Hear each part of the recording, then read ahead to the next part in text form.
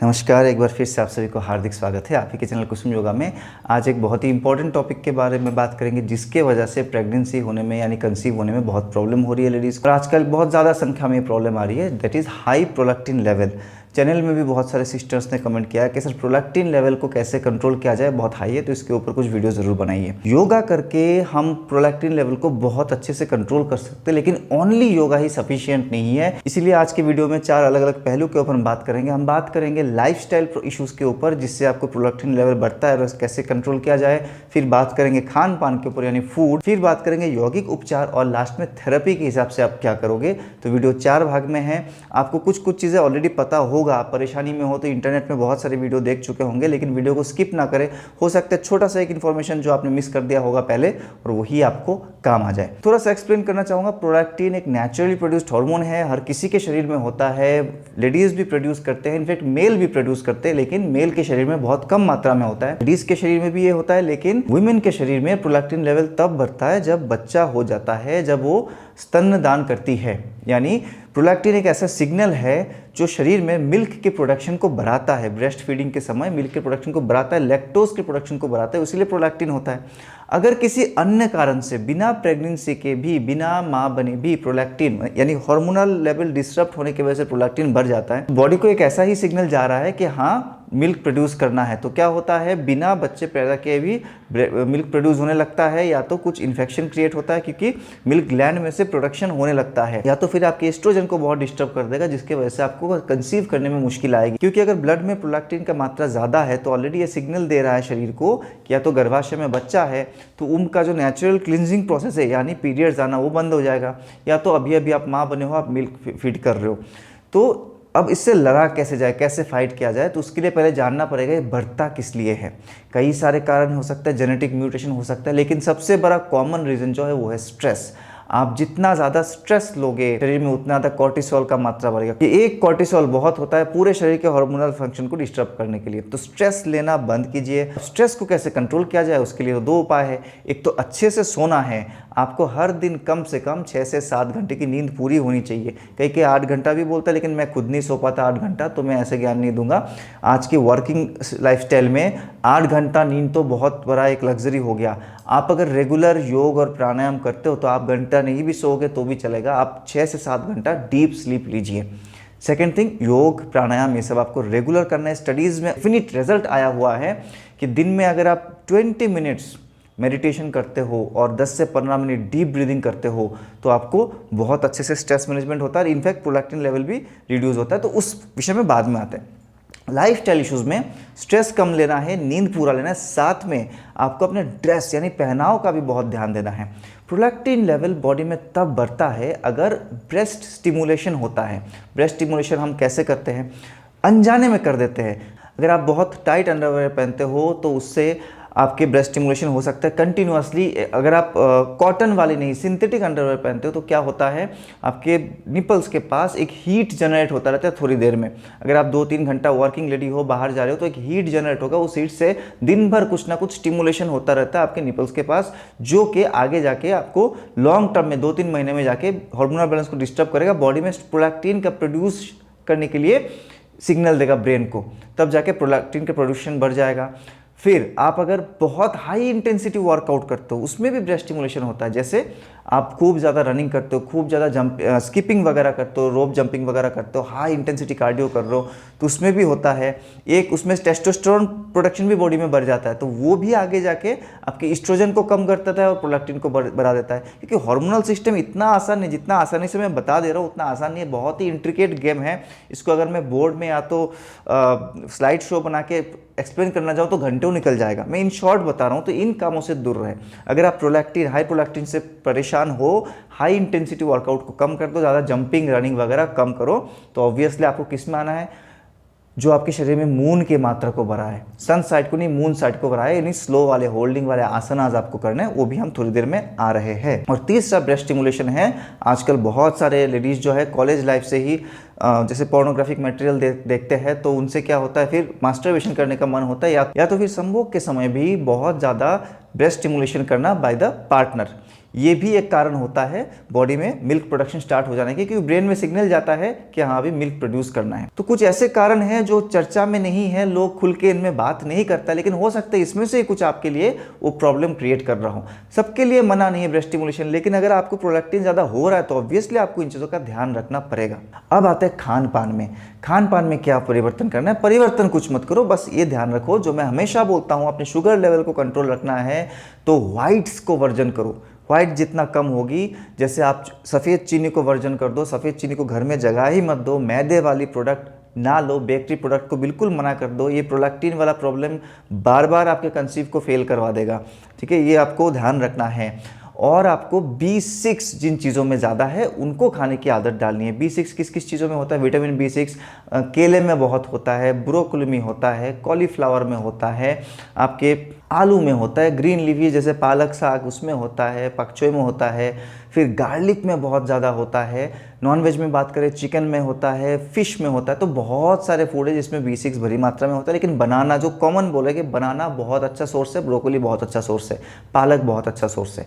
आप green smoothies बना के सुबह सुबह पी सकते हो अगर आपको बहुत ज़्यादा प्रॉब्लम हो रही है, तो ग्रीन स्मूदी आपको बहुत हेल्प करेगा।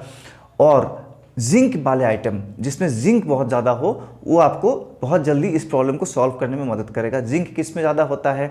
अगर आप सीड साइकिलिंग कर रहे हो तो ऑलरेडी जिंक आप ठीक मात्रा में ले रहे होंगे, क्योंकि सीजमी सीड यानी तिल के बीज में जिंक होता है। आपके पंपकिन सीड में यानी कद्दू के बीज में जिंक बहुत अच्छी मात्रा में होता है। चिया सीड, जिसको मैं बहुत सारे वीडियोज़ में बोल चुका हूँ, इसकी आदत डालिए पानी में भिगो के लेने की। चिया सीड में जिंक आपके बहुत मात्रा में होता है।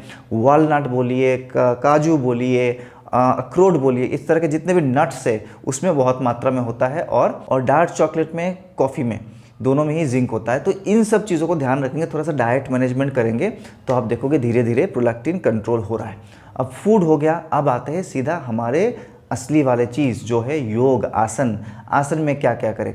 हमारे फीमेल फर्टिलिटी प्लेलिस्ट में से आप कोई भी आसन उठा लीजिए, वो आपको डेफिनेटली हेल्प करेगा। लेकिन ये देखना है कि स्लो डाउन करने वाले आसन जो आपके मन को शांत करे, हार्मोनल बैलेंस में हेल्प करे, वो वाले आसनों को ज़्यादा आपको प्रायोरिटी देना है। कितना भी फास्ट स्ट्रेचेस कर लो, आप व्यायाम कर लो, लेकिन स्लो होल्डिंग वाले आसन वो आपको कम से कम 10 से 15 मिनट करना है। उसका एक छोटा सा प्रैक्टिस अभी हम करेंगे। तो कूलिंग डाउन के लिए, माइंड को शांत करने के लिए और हार्मोनल बैलेंस को रिस्टोर करने के लिए कौन कौन सा आसन हेल्प करता है जो कि प्रोलैक्टिन को आपका कंट्रोल कर देगा over a period of 2 to 3 months. व्यायाम, वार्म अप के लिए जो जो करना है आप कर लो। मैं ऑलरेडी बोला कि प्लेलिस्ट में दुनिया भर के वीडियोज़ है, लेकिन ये एडिशनली आपको ध्यान रखना है कि ये कुछ आसन आपके है ही है रूटीन में।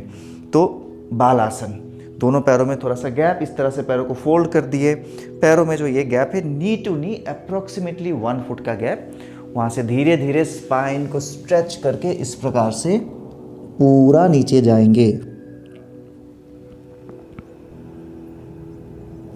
और ऐसा फील करना है कि आपका चेस्ट जो है बिल्कुल रिलैक्स कर रहा है। हार्ट, अनाहत चक्र, ये बिल्कुल रिलैक्स हो रहा है। और अनाहत चक्र बिल्कुल भूमि में यानी धरती माता के पास पूरा सरेंडर कर दो हार्ट चक्र को।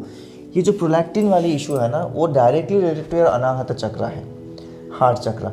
क्योंकि जिस भी बॉडी पार्ट में आपके प्रॉब्लम है, जिस भी ऑर्गन में प्रॉब्लम है, उसके रिलेटेड चक्रा जो उसको आपको फाइंड आउट करना है योग से अगर हीलिंग चाहिए तो। जैसे कमर में दर्द है तो उसका रिलेटेड चक्रा कौन सा हो गया? रूट चक्रा और सैक्रल चक्रा, यानी मूलाधार चक्र और स्वादिष्टान चक्र। तो उन दोनों चक्रा को हील करना है। आपको डाइजेशन की प्रॉब्लम, पेट की प्रॉब्लम है तो मणिपुर चक्र यानी पेट के जो चक्र है उसको आपको ठीक करना। तो यहाँ पे आपका पूरा रिस्टोरेशन करना है अनाहत चक्र को। भालासन में आप ठहरेंगे करीब करीब 30 सेकेंड्स, मिनिमम 30 सेकेंड्स। और फिर बालासन से धीरे धीरे बॉडी को थोड़ा सा आगे की तरफ स्ट्रेच कर देंगे इस प्रकार से। पैरों में गैप को थोड़ा सा कम कर लेंगे, अपर बैक की पूरा बेंडिंग होगा, सरेंडर कंप्लीटली।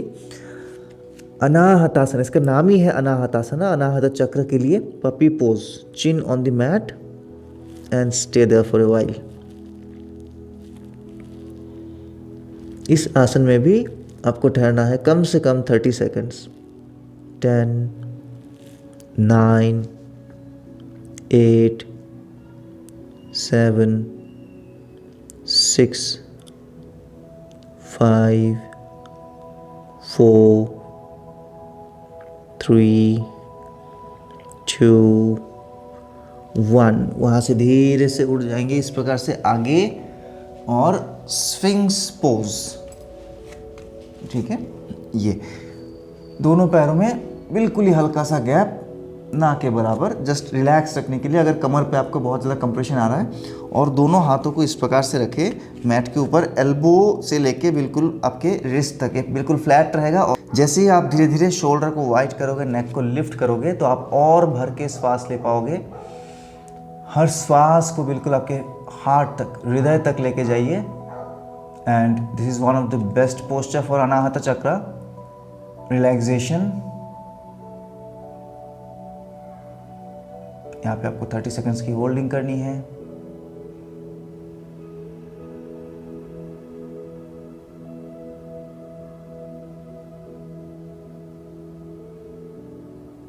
नेक्स्ट आता है आपका भुजंगासन, कोबरा पोज। स्फिंक्स पोज में आपके मिडिल बैक में ज़्यादा प्रेशर जा रहा है, और जब आप भुजंगासन करोगे तो आपके बिल्कुल लोअर बैक तक और पेल्विक फ्लोर तक स्ट्रेच जाएगा। यहाँ पे भी पैरों में गैप को बिल्कुल कम रखेंगे। Roll your back and look up. यहाँ पे भी आप होल्ड करोगे बिल्कुल 30 सेकंड के लिए। शोल्डर्स को स्क्वायर रखें। इस प्रकार से भुजंगासन ना करें, गर्दन को उठाए, लिफ्ट करें। अगर हाथों को सीधा करने में आपका पेल्विक फ्लोर ही लिफ्ट हो जा रहा है तो ये भुजंगासन नहीं रहा, ये आपका हो जाता है ऊर्ध्वमुख श्वानासना। आपको क्या करना है, पेल्विक फ्लोर को मैट पे रखना है। तो उसके लिए अगर आपको हाथों को बेंड करके रखना पड़ रहा है थोड़ा सा, तो भी चलेगा, कोई बात नहीं। ये गलत नहीं है, स्टेप्स, स्टेजेस है, स्टेजेस ऑफ प्रोग्रेस। आपका नीचे वाला पेट यानी पेल्विक फ्लोर मैट पे होना चाहिए। फिर अगर आप हाथ सीधा कर पा रहे हो तो बहुत अच्छी बात है। यहाँ पे भी आप होल्ड करोगे अप्रोक्सीमेटली 30 सेकेंड्स। इसके बाद भुजंगासन के बाद एक बहुत अच्छा आसन है जो आपको करना है हार्मोनल बैलेंस को पूरा शरीर के रिस्टोर करने के लिए। या तो कैमल पोज करें, उष्ट्रासन, या तो अर्ध उष्ट्रासन करें। तो बिगिनर्स के हिसाब से मैं अर्ध उष्ट्रासन बता रहा हूँ। दोनों पैरों में इस प्रकार से आ जाएंगे, दोनों पैरों के बीच में अगेन 1 फुट का गैप, दोनों हाथ कमर के पीछे, और इस प्रकार से धीरे धीरे सहन करते हुए एक आर्च बनाएंगे जितना आप जा सकते हो, विथ सपोर्ट दिस मच। तो इतना भी चलेगा, बट 30 सेकंड्स की होल्डिंग होनी चाहिए। धीरे धीरे श्वास भरे, धीरे धीरे छोड़े, होल्ड फॉर 30 सेकंड्स।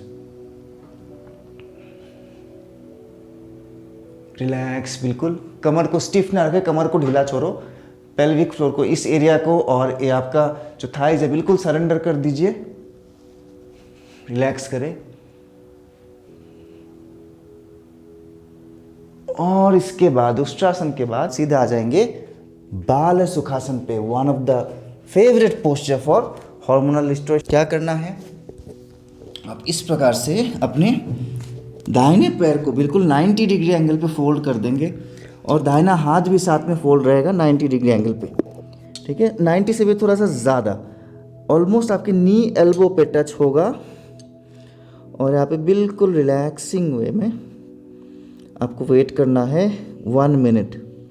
यहाँ पे भी फील करें कि आपका हृदय में से सारा भारीपन, सारा तनाव, कुछ भी छुपी हुई बातें हैं, कुछ भी एक्सप्रेशन, इमोशन ब्लॉक्ड है, वो धीरे धीरे रिलीज़ हो रहा है।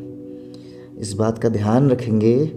जो भी प्रॉब्लम आज फिजिकल रूप में आपको दिख रहा है, कोई ऑर्गन में प्रॉब्लम हो रही है, शरीर में किसी अंग में प्रॉब्लम है, वो बेसिकली ये प्रॉब्लम शुरू हुआ है किसी इमोशन से।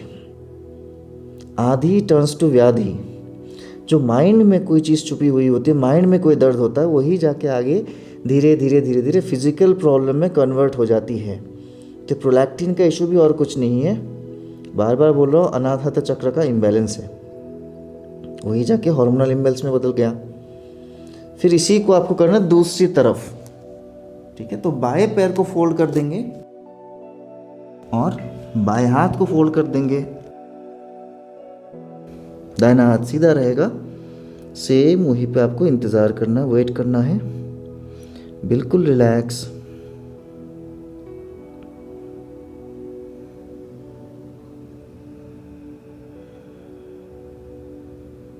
जैसे जैसे बता रहा हूँ उससे रिजल्ट आना ही आना है, ये तो गारंटी है। लाइफस्टाइल सुधारोगे, फूड सुधारोगे, और अगर साथ में ये आसन आप कर रहे हो देखिए, योग से बड़ा तो कोई ट्रीटमेंट नहीं है, दुनिया में कुछ ट्रीटमेंट नहीं है। हर महीने हर हफ्ते कुछ ना कुछ गुड न्यूज़ हम लोगों को दे रहे हैं। आप देख रहे हो, अलग अलग टेस्टिमोनियल्स देख रहे हो, तो ये रियल लाइफ में हो रही है चीज़ें। फॉलो करेंगे योग को तो ऐसा नहीं हो सकता कि रिजल्ट ना आए, ठीक है। मैं अपने ईगो पे नहीं बात कर रहा हूँ, मैं योग के ईगो पे बात कर रहा हूँ। ये हज़ारों सालों का विजडम है, ये कभी फेल नहीं हो सकता, ठीक है। आखिर में आप करोगे जो मेरे ऑलमोस्ट हर एक सेशन के एंड में यही रहता है, क्योंकि ये हार्मोनल बैलेंस को ठीक करने के लिए द बेस्ट आसनाज में से है सेतुबंध आसना। इसको कई कई किताब में तो सेतुबंध सर्वांग आसन भी बोला गया, मतलब सर्व अंग के लिए अच्छा है। तो दोनों पैरों को हमने फोल्ड कर लिया है हिप डिस्टेंस में। इनहेल करते हुए कमर को ऊपर उठाएंगे और यहाँ पे रुक जाएंगे। पेल्विक फ्लोर की ओपनिंग हो रही है। अगर आप इतना उठा नहीं पा रहे हो, कर्व नहीं बन पा रहा है, स्ट्रेट लाइन पे रह रहा है, तो कमर के नीचे दोनों हाथ लगाइए ऐसे, तो एक कर्व बनेगा। इसमें भी आपको इंतज़ार करना है अप्रोक्सीमेटली 30 सेकेंड्स। धीरे धीरे अगर 10 काउंट्स करोगे तो वो राइट। अब आखिरी में मैंने बताया था कि थेरेपी बताऊंगा। थेरेपी में क्या है? थेरेपी में आएगा आपका चैंटिंग। अगर आप रोज़ ओमकार की चैंटिंग कर रहे हो, दोनों हाथों को ब्रह्म मुद्रा में रख के इस प्रकार से, थम्स इनसाइड और जॉइंट नकल टू नकल, और फिर ओम। ओम कैसे करना है? ओम नहीं बोलना है, आ ऊ मा बोलना है। आ जब आकार का उच्चारण कर रहे हो, यहाँ पे आपके छाती के पास एक बहुत अच्छा वाइब्रेशन क्रिएट होगा, अनाहत चक्र की हीलिंग होगी। ऊकार का जब उच्चारण कर रहे हो, यहाँ पे विशुद्धि चक्र में थायराइड ग्लैंड की इम्बैलेंस ठीक होगा। थायराइड इम्बैलेंस की वजह से भी प्रोलैक्टिन इम्बैलेंस होता है, ये भी आपको बता दूँ। और फाइनली ये जो हमिंग साउंड है, ये जाके सीधा आपके ब्रेन में यानी पिट्यूटरी ग्लैंड को एक्टिवेट करता है, जो सारे हार्मोनल सिस्टम का मास्टर है। वही सारा हार्मोनल प्रोडक्शन को कंट्रोल करता है। तो अगर पिट्यूटरी ठीक है तो आपका प्रोलैक्टिन का प्रॉब्लम भी ठीक हो जाएगा। तो ओमकार का चैंटिंग रोज़ आपको करना है। सुबह सुबह करेंगे 3 मिनट, शाम को करेंगे 3 मिनट मिनिमम। किस प्रकार से करना है? अ उ म। मैं 3 बार करके आपको सुनाता हूँ। लंबी गहरी श्वास भरे,